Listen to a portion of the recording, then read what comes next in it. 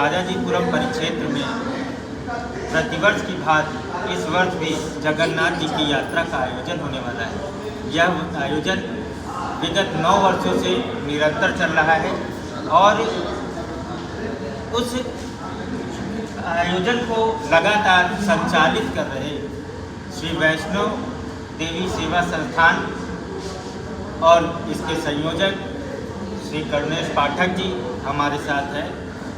इन्होंने इस पर बहुत त्याग और बलिदान के साथ समझ लीजिए अपना जीवन प्रभु को अर्पित किया है। शायद उनकी ही कृपा है जो आज ये इसको चला पा रहे हैं। 9 वर्ष से विगत चल रहा है। कर्णेश जी, यह यात्रा प्रारंभ कैसे हुई, कुछ इस पर प्रकाश डालें। जैसा कि हम सभी को विदित है कि यह यात्रा श्री जगन्नाथपुरी, जिसे पुरुषोत्तम क्षेत्र भी कहा जाता है, वहाँ हर वर्ष जो है आषाढ़ मास की शुक्ल पक्ष की द्वितीया तिथि को होती है। तो दास के आवास पर श्री जगन्नाथ जी महाराज विराजमान हैं और जगन्नाथ जी श्री पुरी से ही आए हुए हैं और वही गति श्री जगन्नाथ जी के श्री विग्रह बनाने के लिए इस्तेमाल की जाती है। उसी गति से बनाए गए श्री विग्रह हैं, तो उनकी सेवा पूजा दास के आवास पर होती है।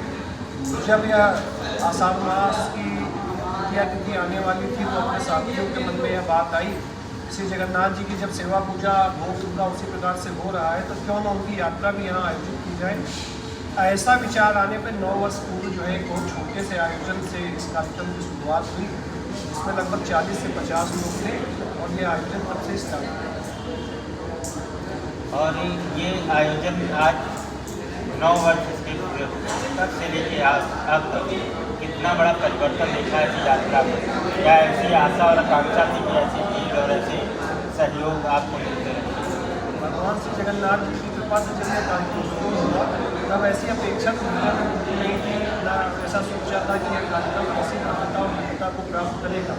जैसा मैंने आपको बताया कि 40-50 लोगों की संख्या से शुरू हुआ कार्यक्रम आज हजारों की संख्या तक पहुंचा, तो इसमें निसंदेह अपने क्षेत्र की समस्त जनता का, अपने जो सहयोगी लोग हैं उनका बड़ा सहयोग है। तो भगवान की असीम अनुकंपा है कि यह यात्रा के साथ हजारों लोगों को भक्ति और उसके आह्लाद से आनंदित करती है।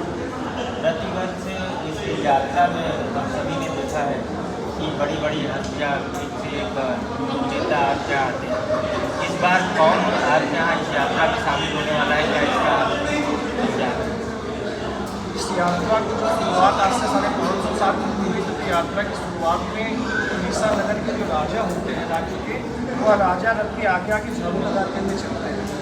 तो ऐसी परंपरा है कि राजा जो आज के समय में उसे महापौर कहा जाता है, नगर के मुखिया होते हैं, तो वह हर वर्ष इस अपने आयोजन में रहती हैं और रथ यात्रा के आगे आगे झाड़ू लगा करके रथ यात्रा का शुभारंभ करवाती हैं। इस बार जो अपनी नवनिर्वाचित महापौर हैं बहन सुषमा कटवाल जी, वह इस यात्रा में रहने वाली हैं और डॉक्टर दिनेश शर्मा जी जो पूर्व मंत्री हैं भारतीय उत्तर प्रदेश सरकार के, उनका समय मिला है सारी। और ये रूट कितना लंबा रहने वाला है?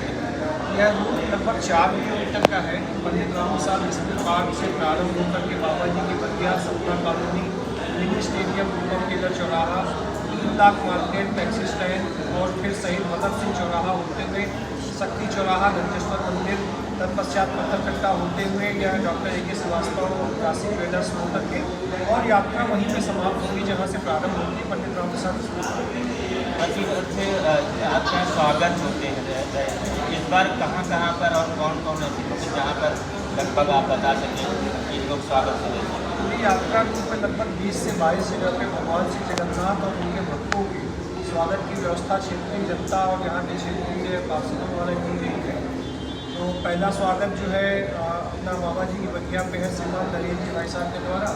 तत्पश्चात वकील साहब हैं गीता जी, उनके माध्यम से सौशल मंदिर पे, और फिर जो है चित्रा मुर्मू को है श्वेता मुर्मू को अपना सपना कॉलोनी में वहाँ, फिर आदित्य तिवारी जी और पंकज तिवारी जी जो अपने विश्व हिंदू परिषद के कार्यकर्ता भी हैं, उनके माध्यम से कोहली ट्रेडर्स जो है अपना स्टेडियम के पास वहाँ पर, फिर ये मिनी स्टेडियम के गेट पर, फिर रूपम केलर चौराहा पे वहाँ के पार्षद राजू कृष्ण त्रिपाठी द्वारा, और आगे बढ़ने पर बदनाम लगने पर से शिवपाल सावरिया जी की पत्नी गोली सावरिया जी जो पार्षद इस समय है उनके द्वारा ऐसे ही यात्रा रूट में जगह जगह पर स्वागत पॉइंट है, लगभग 22 से 24 स्वागत पॉइंट। यात्रा से जुड़ी कोई एक ऐसा संदेश जो और से अधिक लोगों को जोड़ सके इस यात्रा से, ताकि लोगों को भगवान श्री जगन्नाथ जी की उनके चरणों की रज को मिल सके। श्री जगन्नाथ भगवान जब घर पर विराजमान होकर के चलते हैं तो कहते हैं कि स्वर्ग के इंद्रादिक आदि देवता भी रथ के आगे आगे अपने आंचल जो पटका होता है उससे झाड़ू लगाते हुए चलते हैं। तो इस यात्रा का बड़ा महत्व है और इस यात्रा का महत्व और इसलिए बढ़ जाता है कि इस यात्रा में डीजे साउंड बजा करके एक तरीके से गलत परंपरा का पालन नहीं किया जाता है। श्री वैष्णव भक्तों के द्वारा हरे कृष्ण हरे राम नाम संकीर्तन को करते हुए, भजनों को गाते हुए और पारंपरिक वाद्य यंत्रों को बजा करके इस यात्रा का संचालन किया। वाद्य यंत्रों से याद आया कि जब भी हमने देखा है उसमें एक टीम रहती है, इस बार तो शायद कुछ सरकार की तरफ से शायद बैंड की व्यवस्था और दूसरी बात ये कि क्या उन संचाओं में कुछ और बढ़ोतरी और होने की आशंका है? बिल्कुल दिन पे दिन ये यात्रा अपनी भव्यता और दिव्यता की तरफ बढ़ रही है। मेन तो हमारा फोकस रहता है कि जो भगवान के विशुद्ध भक्त हैं उनके मुख से जब कीर्तन होता है तो भगवान कहते हैं नाहम वशामि वैकुंठे योगी नाम हृदय नचन मद भक्ता यंत्र गायत्री तत्व स्थान बनाऊंगा कि जहाँ मेरे भक्त मेरे नाम का कीर्तन करते हैं मैं वहाँ विराजमान रहता हूँ।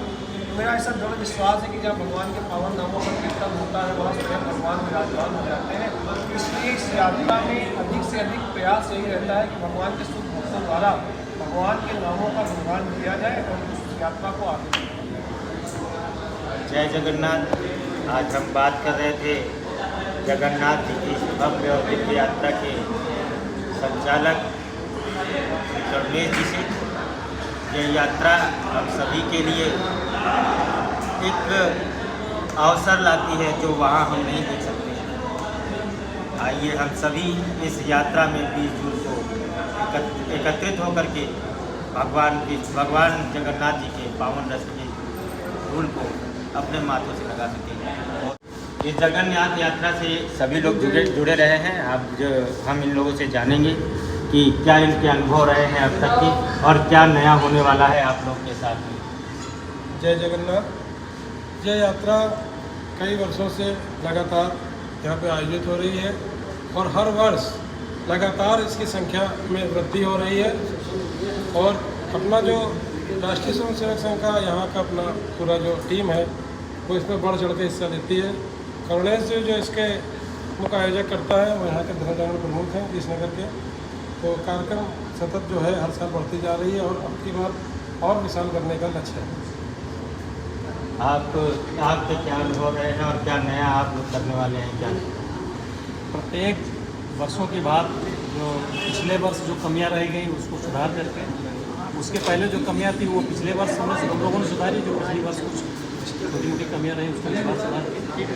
और ये चूँकि भगवान जगन्नाथ का यात्रा है तो हम लोग वही अनुभव करते हैं जैसे हम लोग पुरी में भगवान जगन्नाथ की यात्रा जब निकलती है हम लोग उसी शोभा यात्रा को उसी तरह से उसको सजा के उसी तरह से निकालते हैं, जिससे ये यहाँ के भक्तों को ये न लगे कि हम पुरी में नहीं हैं। यहाँ के भक्तों को पूरा पुरी का ही आनंद आता है। आप लोग यहाँ पर भी लगातार लगी रही हैं, क्या लगता है या कुछ इस बार क्या आप लोग नया करने वाले? क्योंकि महिला शक्ति जिस यात्रा में जुड़ती है उस यात्रा में भव्यता ही भव्यता बढ़ती चली जाती है। बिल्कुल, अब की बार पिछली बार हम लोग यात्रा में रहे और उसका स्वरूप बहुत भव्य था और बहुत आनंदमय यात्रा थी, बहुत अच्छी यात्रा रही। हम लोगों ने उस यात्रा को पूर्णतः आनंदमय बनाया और आनंद लिया थी। इस बार इस यात्रा को और है, चूँकि उस समय थोड़ा सा हम लोग बात नहीं कर पाए थे कि किस तरह से मातृशक्ति एक ड्रेस में रह सकती है, किस तरह से अपना पूरा कल्चर भी उसमें दिखे और दिख करके इस यात्रा को किस तरह से और भव्य और संस्कृति रूप से अपने संस्कृति से जोड़ा जा सकता है, इसका पुनः प्रयास है। आप कुछ कहना चाहेंगी यात्रा पर? जय जगन्नाथ। हम महिला मोर्चा पूरा तैयार हैं और एक ड्रेस में निकाल। कौन सा महिला मोर्चा? ये जगन्नाथ यात्रा का महिला मोर्चा है, हमारा अलग से तैयार हुआ है। और इस यात्रा में हम लोग एक अपनी नई ड्रेस, एक ड्रेस में रेड कलर येलो कलर की ड्रेस होगी, उसमें सारी महिलाएं आएंगी और जगन्नाथ के नाम से, उनकी पूजा से, उनकी यात्रा से बहुत आनंद आता है। और सभी महिलाओं से मैं कहूँगी, निवेदन करके कि आनंद का उन्हें आके और इस यात्रा की शोभा बढ़ाएं। जी क्या 20 जून को मंगलवार को भगवान जगन्नाथ जी की रथ यात्रा राजाजीपुरम में से निकलेगी। भगवान रथ पर सवार होकर निकलेंगे। रथ में रस्से लगे होते हैं और उस रस्से को पकड़ के जब यात्रा को चलने का जो पुण्य मिलता है बहुत फलदायी होता है। जगन्नाथपुरी उड़ीसा में जो रथ यात्रा निकलती है, उसी यात्रा की बिल्कुल भव्यता, उसी भव्यता के साथ यह यात्रा निकलती है।